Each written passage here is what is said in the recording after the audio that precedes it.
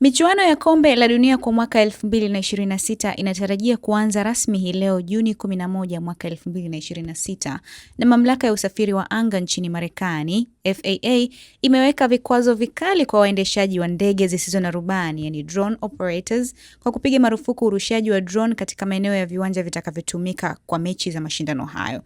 FAA imesema kuwa katika siku zote za mechi hairuhusiwi kurusha drone ndani ya umbali wa kilomita 5.6 kuzunguka eneo la uwanja wa mpira, na pia hairuhusiwi kupaisha drone urefu wa futi 3,000 kutoka eneo la uwanja husika. Teknolojia maalumu zitatumika kufuatilia drone zote zitakazorushwa bila ruhusa na kuwabaini waendeshaji wake kwa haraka. Ukiukwaji wa kanuni hizo ni kosa la jinai nchini Marekani, na adhabu kwa watakaokiuka kanuni hizo ni kali, ikiwemo kutaifishwa drone, kifungo cha hadi mwaka 1 jela, pamoja na faini inayoweza kufikia dola za Marekani 100,000.